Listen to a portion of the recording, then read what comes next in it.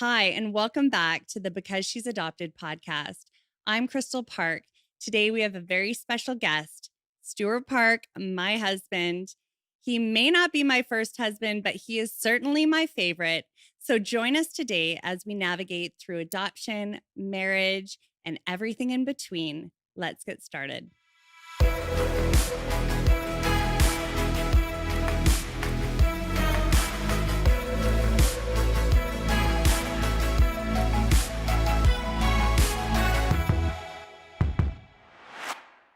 So, as you probably have guessed, we're going to chat about me being adopted. Yeah.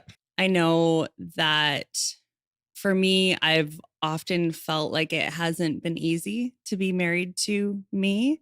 I feel like I've always come with a lot of stuff, baggage. Baggage? Yeah, you definitely came with a lot of baggages. But I enjoy them, so it's a good thing. First of all, how long have we been married, Stewart? 2009, carry the 14 years. And do you want to share how we met? You go ahead and share, and then I'll correct you along the way. Yeah, exactly. I was working out of town. I was living and working in Calgary, and Facebook was a new thing. And I rekindled a friendship with a girl that I went to high school with. And she took me to a birthday party, and the birthday party was actually for Kristal. I do remember meeting you that night. Do you really? Yeah, I do. I can remember sitting out back and the girl that you were with was sitting on your lap, and we were all smoking cigarettes. Yeah. We don't smoke anymore. No. But yeah, we met up I picked you up in my truck, my black truck that I really liked. And we went out for dinner. After we had dessert, and I ordered a big glass of milk, and I took off our first date, took off my shoes and put my feet up on the chair next to you. And you were just like, ew, what are you doing? Yeah. I'm so embarrassed for you. Like, who takes their shoes off in a restaurant? Apparently it worked because our middle daughter said, we were driving the car the other day, and she's like, so yeah, mom had premarital sex. And she goes, Mom, why did you have premarital sex? Because that's how I was born. I was like, I couldn't resist your dad. He was so sexy. She's like, okay, that's enough. Ew. Yeah. Yeah. It was definitely, it was good. I have a lot of good memories, but it was, I think, rocky for the both of us. Yeah. Those first few years trying to navigate, our new relationship and having kids. And then we had Spencer. Now we've got 3 kids and in diapers and 3 kids all under the age of 3. Yeah. And I'm working out of town still and on the island or in Alberta. I think for me, like, I had a failed marriage, and I was incredibly another source of abandonment. Yeah. Right. Yeah. Stuff that you were struggling with already that you had no idea you were struggling with. Yeah. And then we got together so quickly after I'd split up with my first husband, and I certainly didn't, deal with any of that. I kind of moved on to a new relationship. And I think that's kind of how I lived my life, like just doing the next thing to keep the ball rolling. So I didn't ever. You wanted to, though. Totally. Yeah. I did want to marry. I wanted to be with you. Yes. I know you wanted to marry me. I hope so, at least. No, you wanted to take your time. You wanted to work through things. And I play a part. And I did pressure you and to be in a relationship with me and to choose me. It got to that point, right? So no, you didn't have any time to deal with any of that. But and I think too that loss that was probably, the losing that marriage, like having that failed marriage really launched me, I think, back into a bit more of trying to numb that pain of that rejection, that what felt like abandonment to me. Yeah. And I think there was, you know, at that point, I don't think that I was a daily drinker, and I'm always the alcoholic in our story. Yeah, but I was drinking at that time as well and partying. It wasn't daily. You know, I mean, when we first met, I didn't drink and I'd been sober for a while. And you wanted me to, you know, you wanted to have a friend who drank with you. And I was like, no, you don't want to see me drink. It's not good. And you're like, oh, come on. Have some drinks with me. Well, because I didn't really understand I didn't understand alcoholism. Like I didn't understand it. Yeah. I thought, like, what's the worst that could happen? Like, it's you and me. We're settled down. We could have a couple drinks, and you know, first time that I was like, okay, and I had some drinks and disappeared for 3 days. Disappeared for a couple days, and you're like, okay, yeah, you shouldn't be drinking. I'm like, told you so. Yeah. Yeah.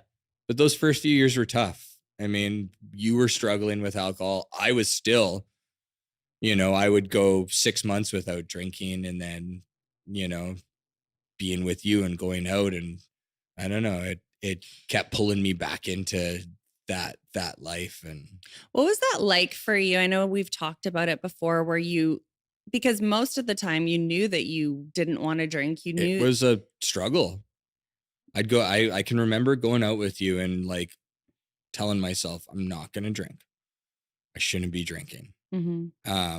And, you know, having this internal fight and struggle in my brain, you know, trying to convince myself that you could have just one, that I could have just one, or it's okay, Kristal's there. Okay, you're just going to, you know, have one. And then once I would take my first, that motion isn't probably the best motion, but once I would take my first drink. Yeah. I don't know. I mean, it was all bets off, and you know, it always for me led to, you know, other things. Yeah. Drugs and stuff like that. So, yeah.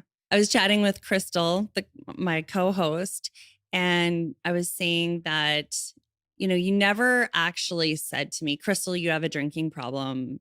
That's enough. You need to get help. Like, you never put down any ultimatums for me or anything like that. I didn't want to lose you. Did you know that you would lose me if you put down a firm boundary? Our relationship was very one-sided. How so? Back then, you kind of ruled I don't want to say ruled, but it was all about me. It was about you, and I was so scared to lose you, right? From early on, I think you knew that, and you pulled on the right heartstrings with me. Yeah. Yeah. Yeah. I think that was part of the addiction mentality too, like just that manipulation and the codependency, like knowing that you were totally codependent, and and like I just wanted everything to be good and you to love me, right? So what a terrible, like, feeling like you can't, like, you have to walk on eggshells in order to be loved or accepted. That must have been really hard for you. Yeah. Like that love was conditional, or that I would leave at any time. Yeah. It was tough. Do you feel that now? No, not at all. No, you're completely, and I see that was the thing when I know over the years you've asked me, like, what did you see in me? And I'm like, I saw those glimpses of the real person, you know? And yeah, it was masked by the pain and the alcohol and, you know, all that stuff. But every once in a while I would, you know, see your true, funny, loving self. And yeah, you're a completely different person. You've grown a lot too. Like, emotionally? Yes. Oh, okay. Good. No, I've been able to watch you grow in like, you know, in your leadership and as a business owner, all of those things, as a father, as a husband.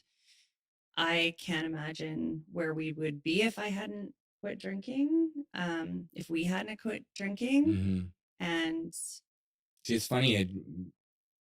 Your my expectations of like looking back were when we first got together and when the kids were little, and you know, I can remember wanting to change things and do things differently, and like I'm there now, and I am a active parent and a very, I'm there for the kids and there for you, and I still am hard on myself. Like if I would have, and I think that I'm struggling as a parent, and oh my gosh, I'm a terrible parent and I need to do more and whatnot. But like, No. yeah. No. I mean, I think as a parent, you kind of feel that way. Yeah, that's what I'm saying. Yeah, you feel that way naturally. But I think, that desire to always be the best, that you can be the best spouse, you can be the best parent you can be. And, I'd be worried if you were like, I'm the perfect dad.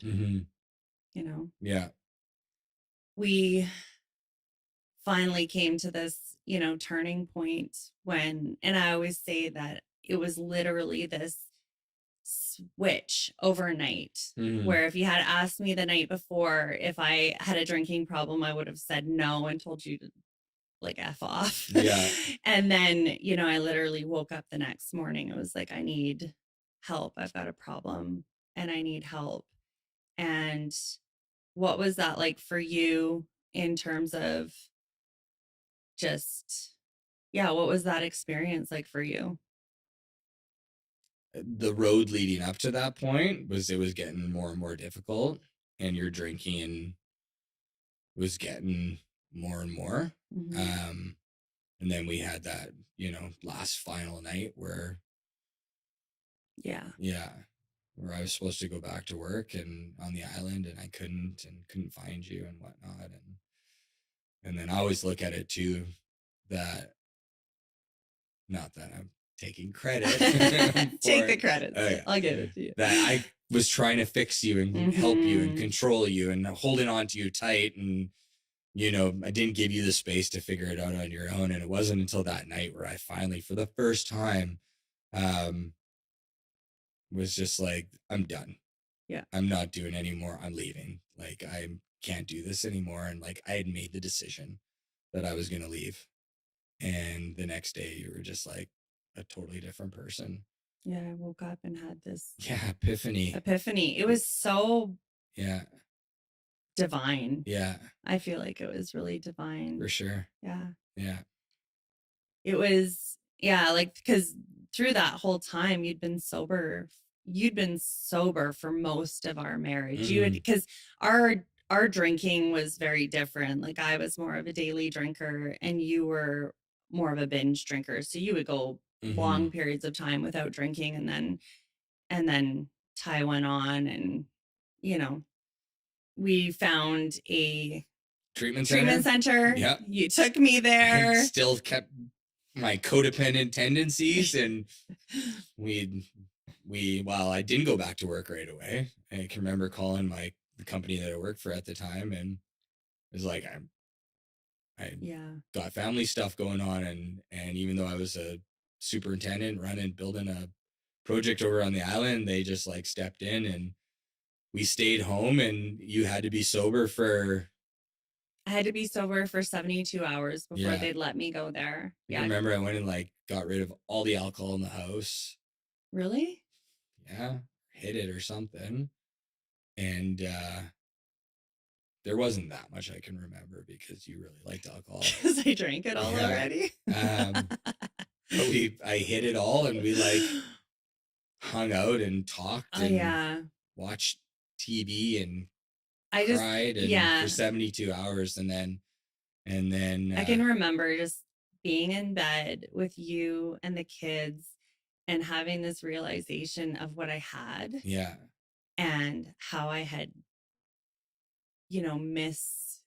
mistreated the gifts that I'd been given, like the people that I'd been given, these children that I'd been given, and realized that, oh my gosh, look at these. I've got these 4 incredible humans that just, I'm everything. I'm their world, and I'm pushing them away. I think that was a lot of, that was I know now that that was part of my adoption stuff, like my adoption wounding, and you get something good in your life and you're like, no, I'm going to sabotage this, right?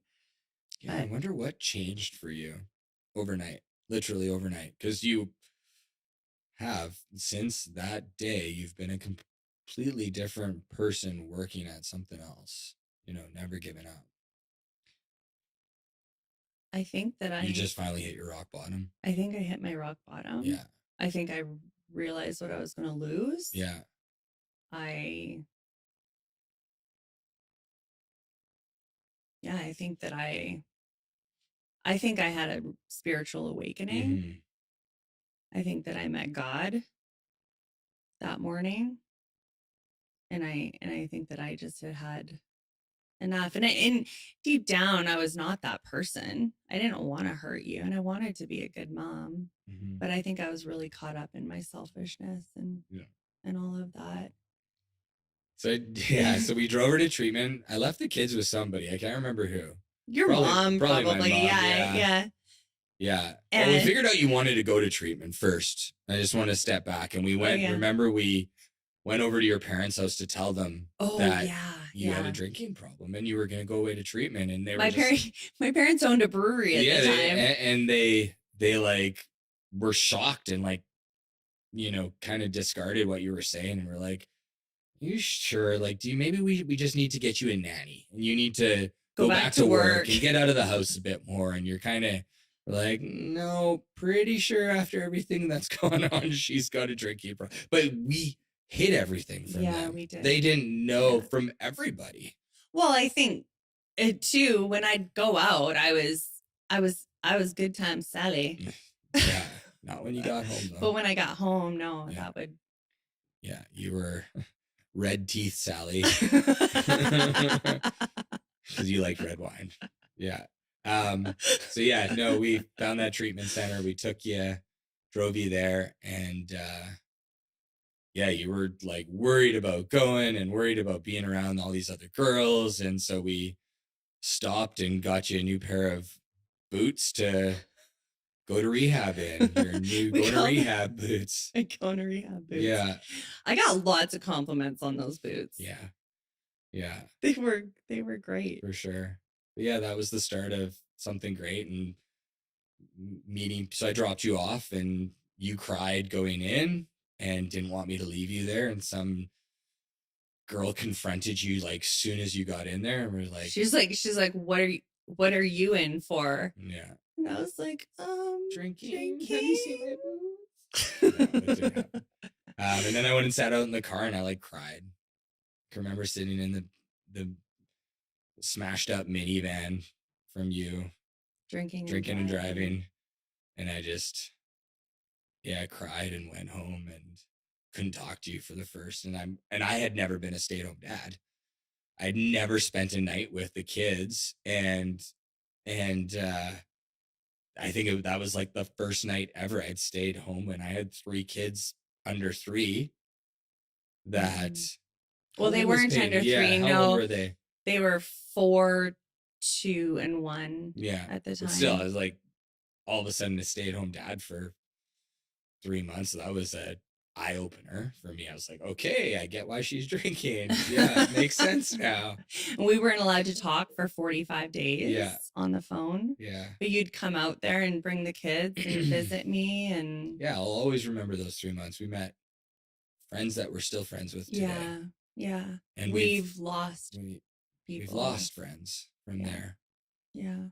I can remember Peyton, my oldest, she was 4, and I sat down on the carpet in our bedroom. We lived in that house in Maple Ridge, and I sat down with her and I said, I wanted to tell her that I was going somewhere, and I didn't want her just to think that I had left her and abandoned her, right? Yeah. I think I was really and to that. And I sat down with her. She was just the sweetest little thing. She was so tender and kind. She still is. And I said, mommy's really sick right now. And I have to go somewhere so that I can get help and I can get better. And I remember she put her hand on my face and she's, Mommy, I can come with you and help you get better too. Oh, she's so sweet. I know. I was like, no, honey, you can't come with me. And I remember saying, it's not your job for you to help me get better. Mm-hmm. I need to go do this. And she's like, okay. Yeah. It was, it's really, like when I think about that, oof. Mm-hmm. Yeah, I never wanted to leave. Even in my drinking, I was still a good mom. Mm-hmm. Like I didn't drink and drive with the kids in the car.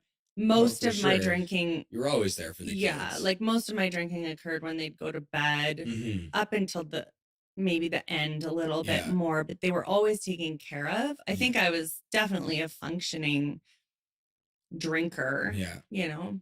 Do you remember I was still working out of town though?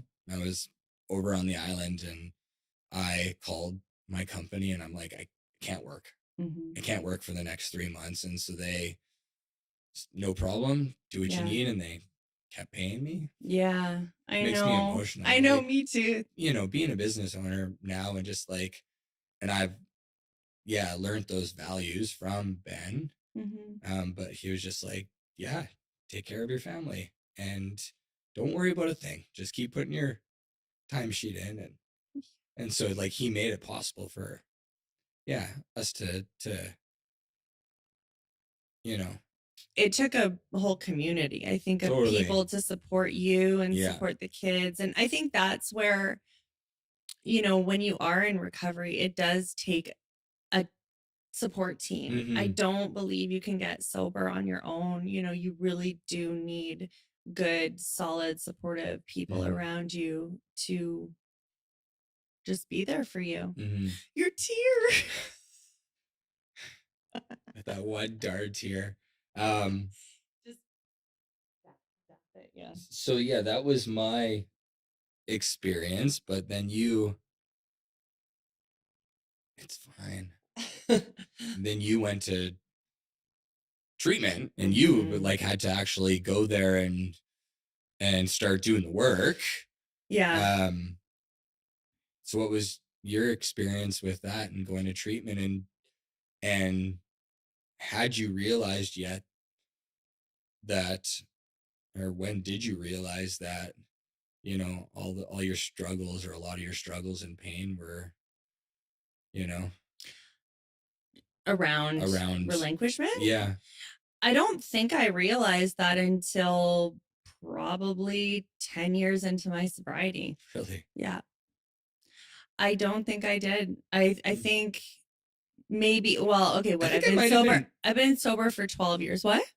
Yeah, sorry, go on. No, you. I think I might have been with you actually when you finally had that epiphany of like, oh my gosh. Yeah. And that was, not that long ago. It wasn't that long. Yeah. So maybe I was like 8 years into my sobriety, but I think what treatment did for me, I think it really helped me to address my behaviors and anger, making an amends to people and making a choice to start living differently and being sober and what that looks like to live sober. And I think it gave you the tools, definitely. And yeah. And I think it helped me to get connected to myself and get to really know myself. But also, like when you talk about the tools, I think it helped me even with just the basic tools of going to bed at the same time and waking up at the same time and spending time in meditation and prayer.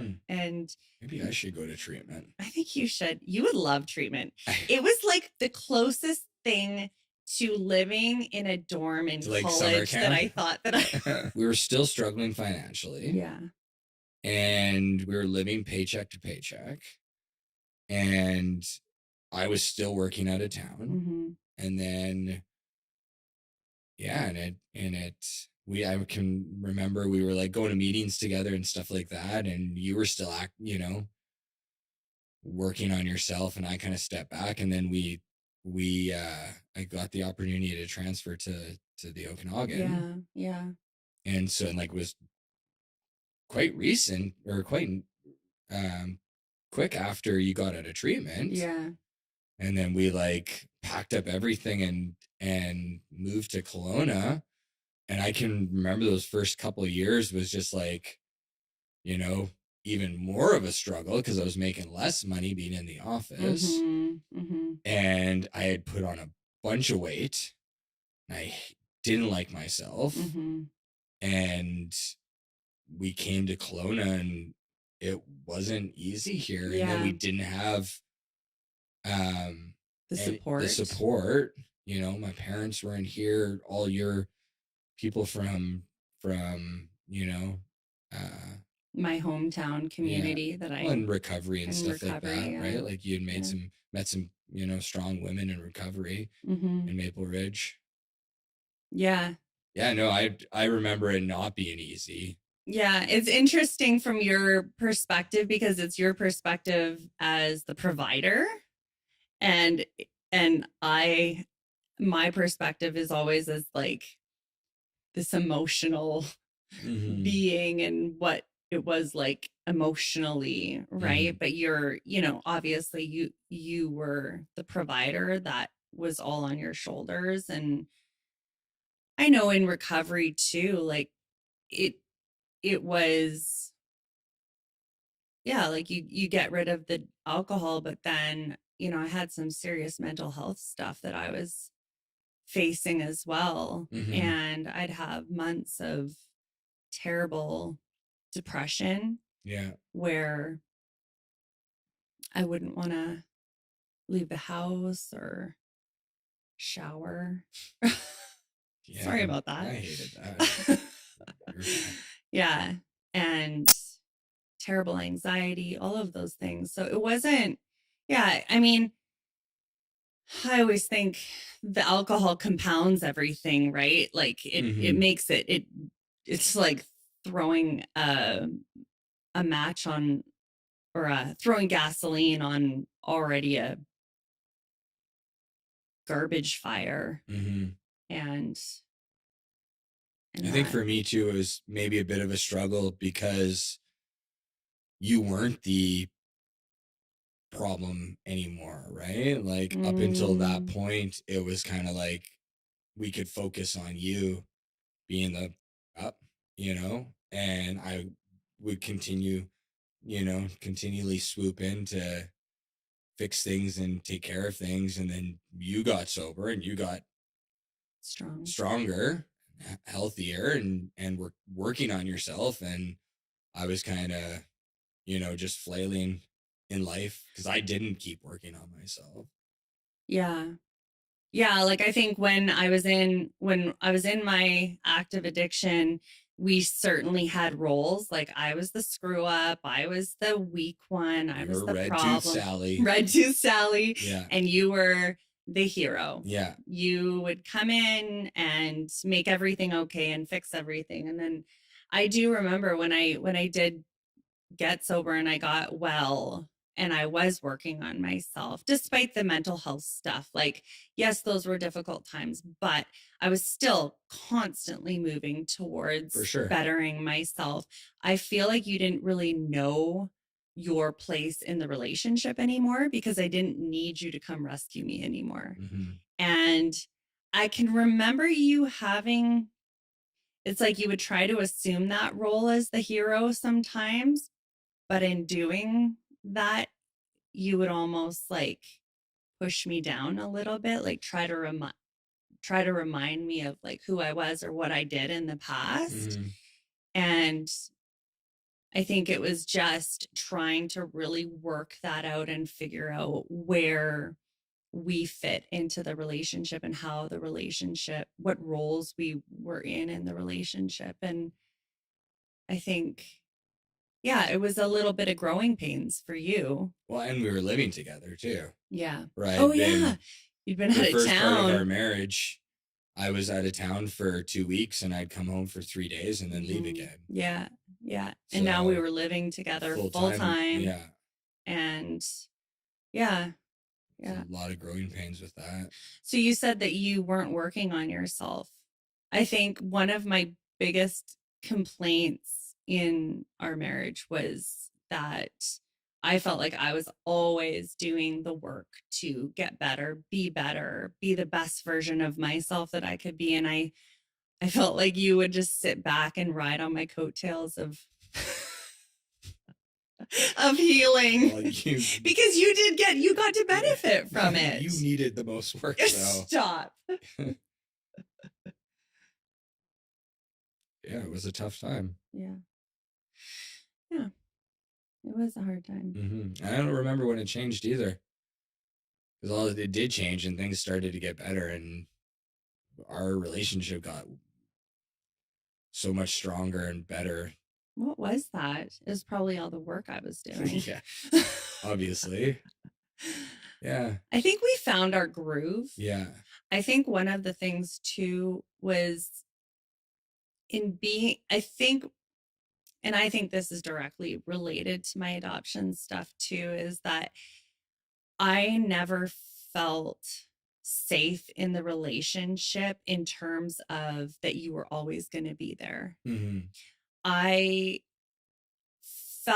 had this belief that everybody was going to let me down. Everyone eventually was going to get tired of me and they were going to leave, whether it be friends or romantic relationships or family members. But I think one of the beautiful things about being in relationship with you has been your relentless, unconditional love for me.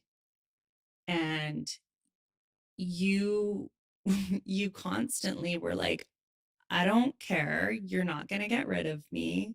I'm going to love you, whether you deserve it or whether you're behaving good or bad, or, you made a choice that every day you were going to love me, and regardless of what I was doing. Mm-hmm.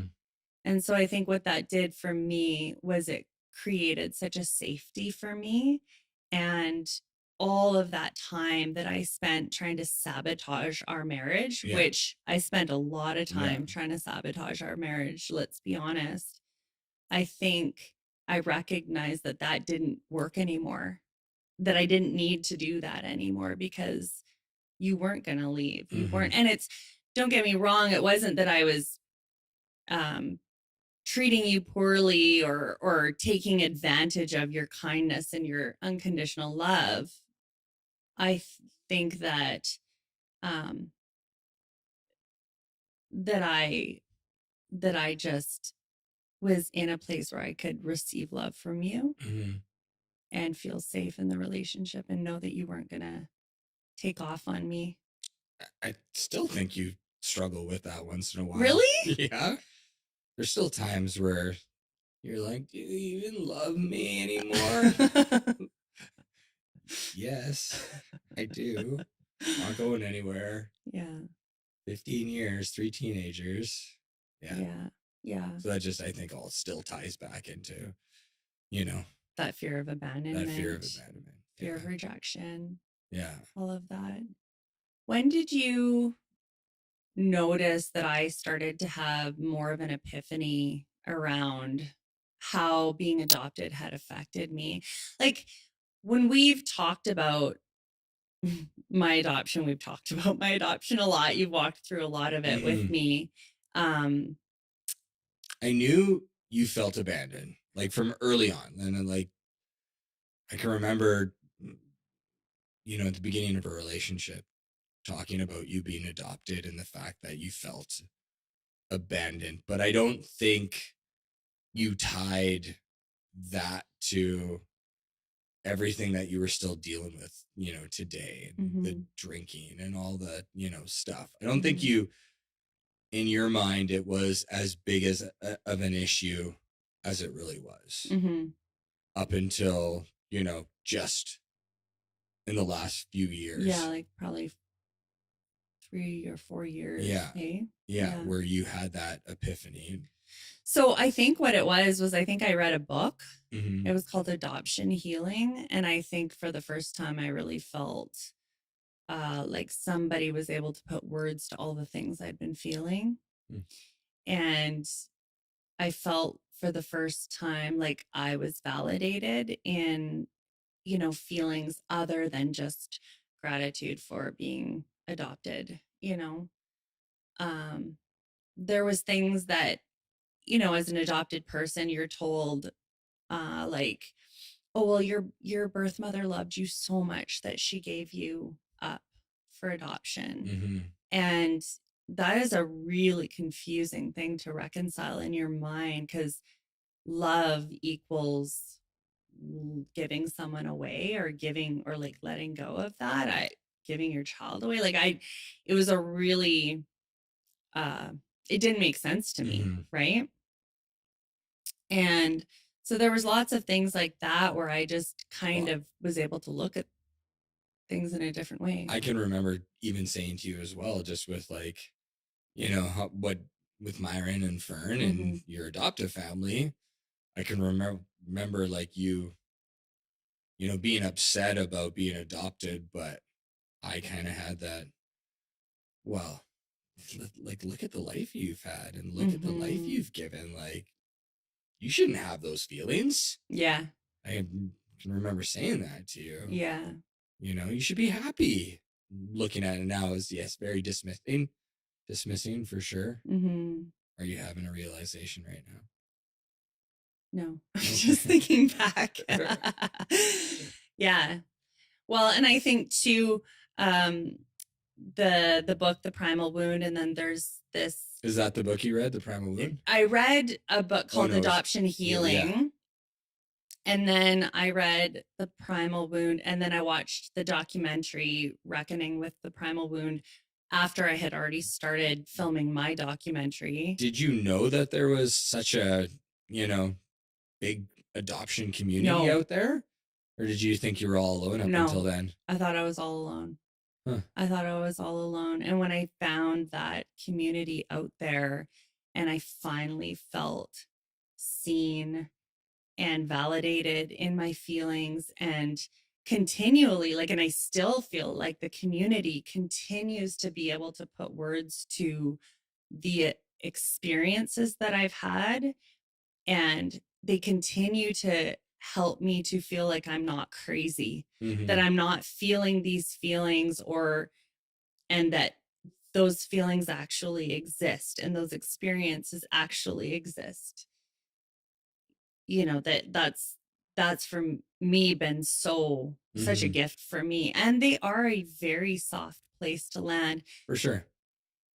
So I feel like, I feel like over the last 2 years, certainly, that I've been able to connect a lot of my behaviors to that initial abandonment, rejection wound that, I believe that has been with me since I was in utero. Like, she knew she didn't want to keep me very, very early on in the pregnancy. And will it always be with you?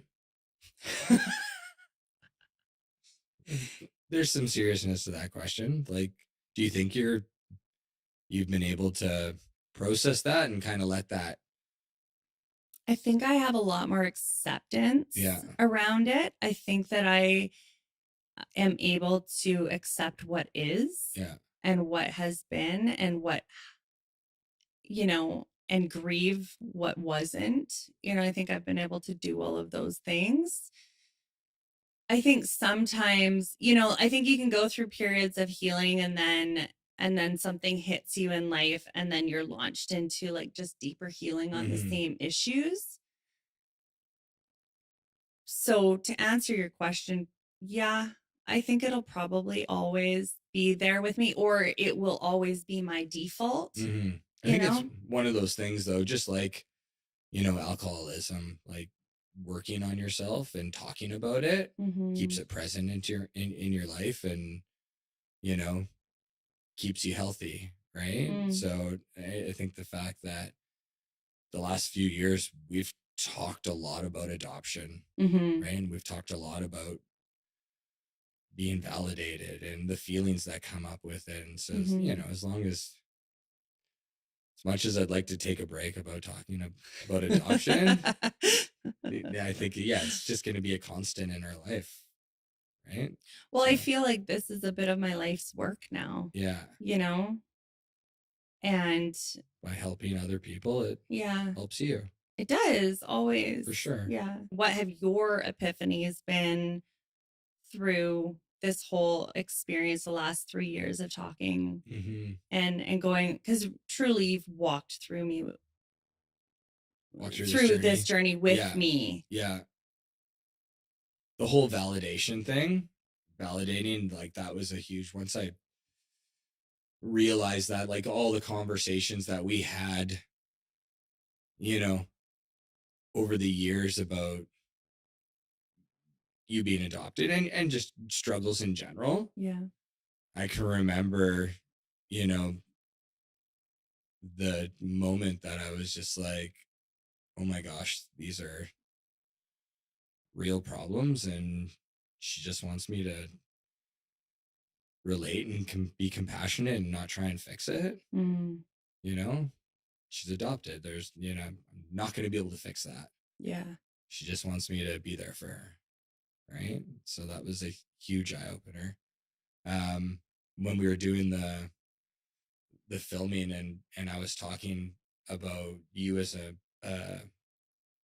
mother of a newborn and I was talking about how when the kids were babies, how you like were adamant about us having skin to skin contact with the babies. You talked about it a lot. Like, you just want to like get the baby and that's how you're going to bond and you're going to flop the baby skin to skin on your chest and on my chest. And we're just going to, love that child and look deep in. And then while I was talking about that, I realized like, you didn't get that. Yeah. You didn't get, like, you were born into this world and Handed to strangers. handed to a stranger and, put in some maternity room. And I'm sure that, people were nice to you, but who knows, right? You laid there crying for a week or so until. Yeah.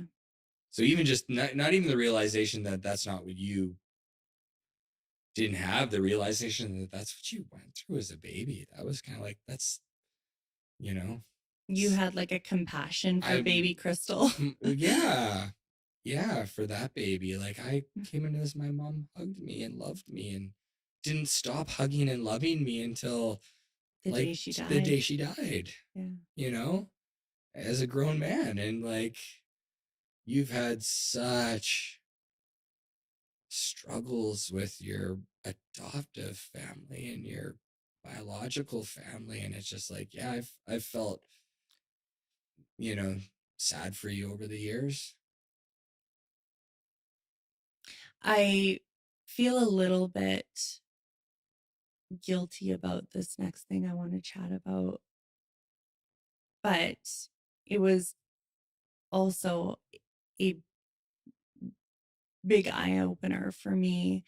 You and I have been through so much in our relationship. I think that's one of the reasons why too I feel like we have this really solid relationship. It's like if we've been through all this like addiction stuff, we've been through mental health, we've been through a number of things in our marriage, and I think we were feeling pretty smooth sailing, and then all of a sudden your mom, who had Parkinson's, went to bed one night and didn't wake up.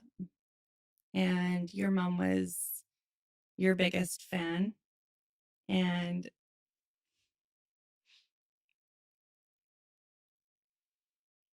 yeah. She was a pretty big fan of you as well.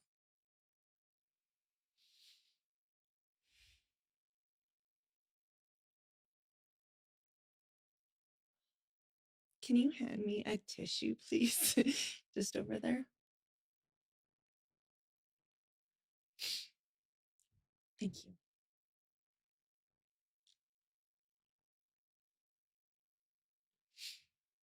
your mom had Parkinson's. Mm. And she really suffered with that because she was just the matriarch of the family. She was so strong. But I think what happened for me when she passed away, it unlocked that mother loss wound that I had. Mm. And I know for you, it was probably the most difficult thing you'd ever faced in your life up until that point. Mm-hmm. Losing her. And somehow it became all about me. And you supported me through that. So thank you. And I'm sorry. But I think what it did was when she died, it was that mother grief, like that mother loss that got triggered for me, that separation. Mm-hmm. And it was such a deep wound that had existed before I could even remember. Like, I think somatically I remembered it. Like, I think subconsciously my body remembered it. But yeah, I feel like it just unlocked so much grief, and I was a mess. Like, I was a mess. Yeah. And I feel like I didn't give you a lot of space to experience your grief because I was such a mess. Mm-hmm. I mean, there was times where I thought to myself that I was handling it quite well. Yeah. Losing mom, it wasn't easy. No. I can remember being resentful towards you too. Yeah. I didn't realize that the death of her had done that. I can remember thinking though that there was times too though that, like, I appreciated how much you were grieving. The fact that it just kind of showed how much you loved her, right? And that's the way I felt about her as well. So I want to talk a little bit about how the abandonment and the loneliness, the word loneliness, has played a part in our relationship, because I know there's been times where I have come to you and like just am desperate for connection with you. mm-hmm. And I've expressed to you that that I'm lonely. Mm-hmm. And you're like, how the heck can you possibly be lonely? I'm here all the time. We've spent every minute together for the last 5 days. Yeah. And I keep rattling, we did this, we did that, we did this. Yeah. How are you lonely? I can remember this one morning particularly that I was spiraling and I was going into this really dark emotional place, and I'm telling you that I feel lonely and I feel like you're not there for me. And I felt, and that rage started to come up in me. I remember looking over at you and you're sitting on the bed and you've got your head in your hand, like, oh my gosh, we're doing this again. And in that moment, I was able to connect the rage to my abandonment. I was able to connect the rage to the loneliness, and the loneliness to the abandonment. And I sat there for a second and I'm like, oh my gosh. And I had this moment where I realized I don't have to do this anymore. I don't have to because what it was that I think that morning you didn't have the coffee with me. You were going out golfing and you weren't going to be available to spend any quality time with me that day. Mm-hmm. And I go into this place of abandonment, rejection, and the deepest loneliness that I can imagine. Yeah. And then to sabotage. And then sabotage. Yeah. And then sabotage. Yeah. Well, if I blow up and, hurt him first, then I don't have to hurt anymore. Yeah. Yeah. And Yeah. I've pushed him away. He's not leaving me, Yes. which is like, in my mind, I was having a coffee probably and get to go golfing today. Yeah. And, And meanwhile, I'm like, I want spiraling. to die because I feel so lonely, because the Yeah. loneliness is unbearable for me. Yeah. And truly, like, when I don't even exaggerate, like, it would take me to such deep and dark places. Anyhow, I just remember realizing, okay, what's the antidote for loneliness? In my mind, I had that thought, what's the antidote to loneliness? Connection. And I got up from the chair and I walked over to you and I said, I think I'm just really lonely. Can you hold me? And did I hold you? You did. Okay. And You're welcome. and I crawled into bed with you. Yeah. And you just held me. Yeah. And I sobbed and sobbed and sobbed. And I feel like that day something really changed in me. I felt like, because I could connect the loneliness to the abandonment and the abandonment to the rage, I haven't had to go to that rage place anymore. Not saying that I don't get angry once in a while, but I don't think that I go to that place where it's so destructive and so volatile. Yeah. So thank you for holding me. You're welcome. Really appreciate it. Yeah. So getting into the documentary. Yes. So you filmed this documentary. Yes. How did that process start for you? Oh my gosh. The man that I thought was my father for 20 years turned out to not be my father. And we found out this other guy was my father through ancestry DNA connection. We had got a match one night on ancestry after I'd kind of felt frustrated with the whole ancestry process, because I ended up being the link to so many people finding family members, but I was never finding the answers myself. And it turned out that it was because I was looking for the wrong guy. You had all these connections that you didn't understand how they were even related to you. You didn't know what the connection was. Which was confusing. This whole like Italian side of my family. For sure. And nobody knew each other. But no one, because I had sent every single person that I had matched with. From my father's, like, because they show you it's from your paternal side. I'd sent them all a message asking them if they knew who this guy Bob was. And nobody knew him. And I was like, what the heck? So, so decided that I was going to film a documentary and tell the story. And so was it just like right after, in the days after you found out about Greg, that you had this idea? Or like, I always knew that I was going to tell my story somehow, whether it be a book or a podcast. You started your book. I've been writing a book for like 10 years. And and I always knew that I was going to tell my story, and the story had just become so much more interesting too. And I had finally found, the pieces and the truth of what my story was and who was involved and everything. And so I thought, I'm going to tell this story. I think this is a story worth telling. And I decided that I was going to do a documentary, and told you that we were going to film a documentary. And you were supportive, like you are, of every other venture I've ever tried. There's been a few. Remember when you wanted to change your name? I was supportive of that. I didn't get it, but didn't know if I wanted to. Can't even remember what you were going to call yourself. Georgia, yeah. Like, okay. But you were supportive. Georgia, but if that's what you want to do. No, it was, I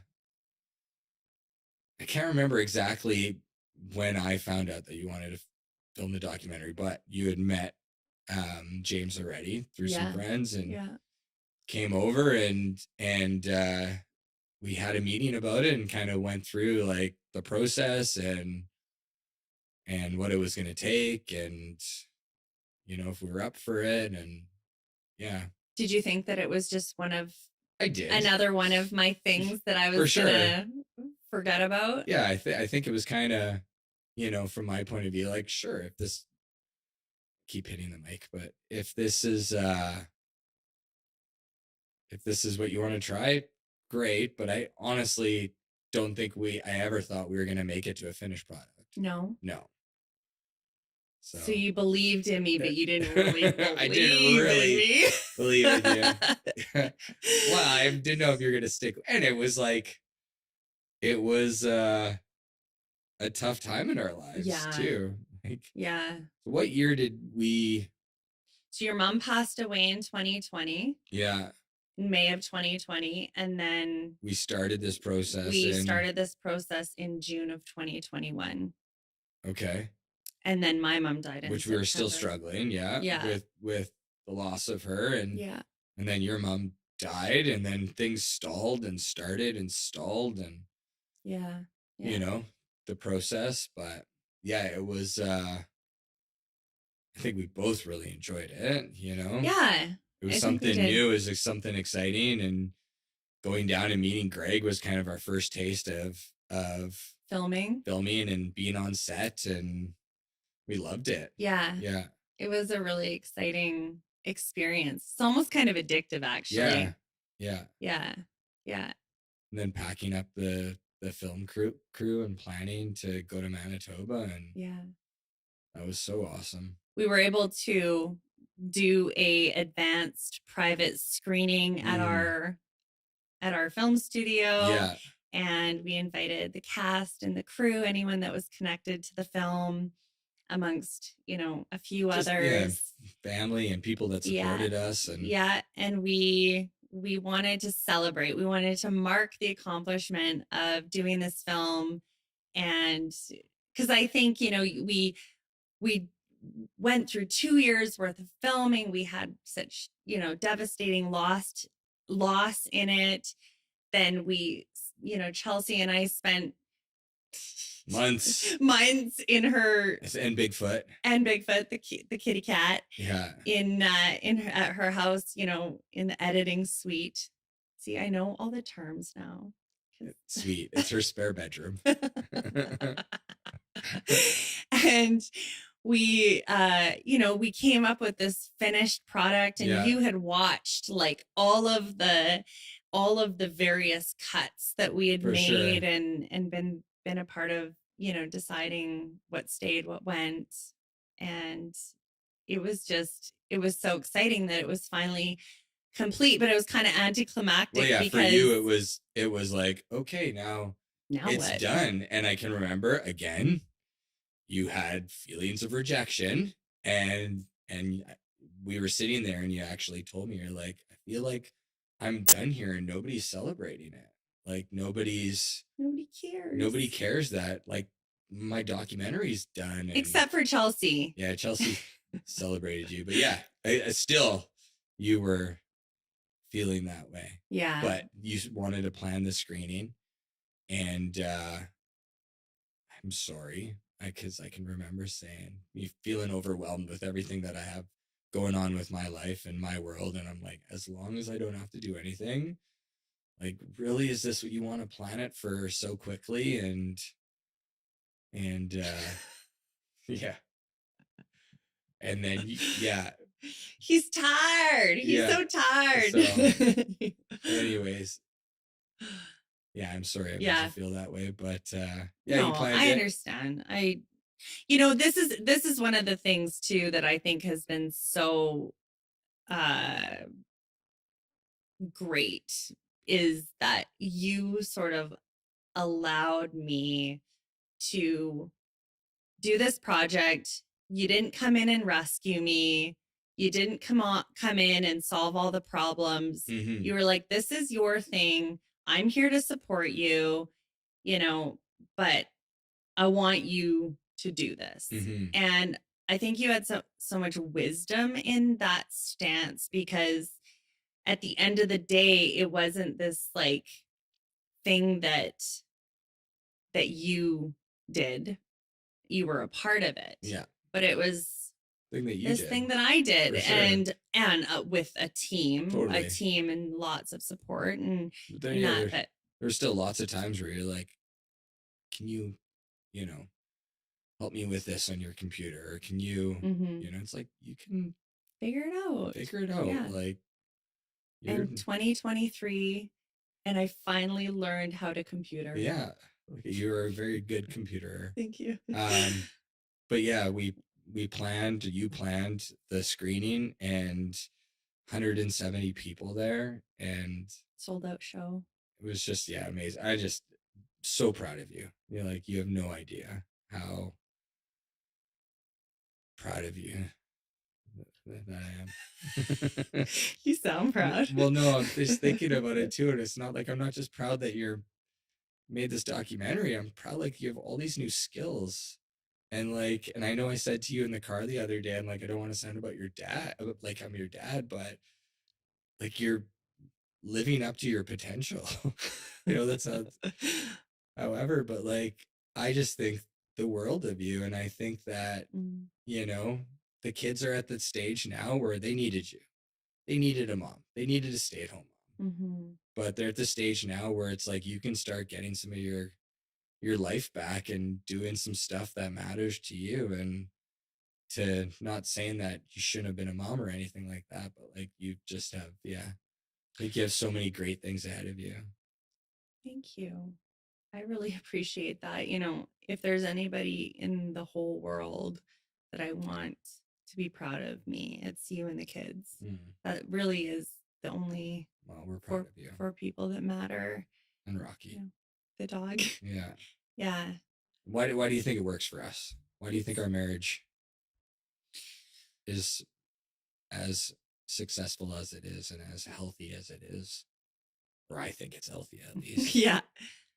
Well, I don't think that we would have had I don't think we would have what we have if either one of us weren't sober. First and foremost, I think that was just something that wasn't serving us very well. And once that was gone, everything went uphill from that point. Yeah, so I think that's one of the, I think that was one of the key things. We've been through so much. We've been through some really difficult times. We've been through losing both of our mothers within a year of one another. But I think we keep choosing each other, and we keep choosing to love each other every single day. You annoy me. Like, you're annoying sometimes. Like right in this moment? Yeah. I'm sorry. No, I love that you are so solid as a person. You're reliable. You're dependable. You're safe. You're consistent. And I love that I'm the most important person in your whole wide world. I love that you are always willing to grow and learn. I love that you're willing to listen and support me. You continue to sacrifice yourself over and over and over again, not just for me, but I see you put people ahead of yourself, and not in a dysfunctional way. Like, you do take care of yourself well, but you are truly a selfless person. You really, really are. And I admire you, and I admire your leadership skills. I think you're a great leader. But you know what they say, behind every good leader is an adoptee. Yes. Yeah. Well, I can't follow that. Wish I would have went first. Thank you. You're welcome. Yeah. I mean it. I mean every single word of it. See the way that I'm sitting there doing something random, and I look over and you're like looking at me with your puppy dog eyes. I know how you feel about me. I feel the same way. But well, thank you. And I love you, and I think you're just an incredible human being. And I knew it from the moment I met you that I was going to spend the rest of my life with you. And we're doing it. And there's like 15 years later and all this stuff. And it's like, you know, the thought of not being with you is just like inconceivable. Like, yeah, you're the person. You make me laugh. You make me better. You've made me better. And yeah, I'm just so happy to be on this journey with you. And I look forward to everything we get to do together. Yeah. You're my girl. Yeah. I'm your guy. Yeah. We love each other. Yes, already. Oh my God. Yeah. Thank you for joining us today on the Because She's Adopted podcast. Please like and subscribe, follow us on Instagram, Facebook, YouTube, leave a rating review wherever you get your podcasts, and we'll see you next time.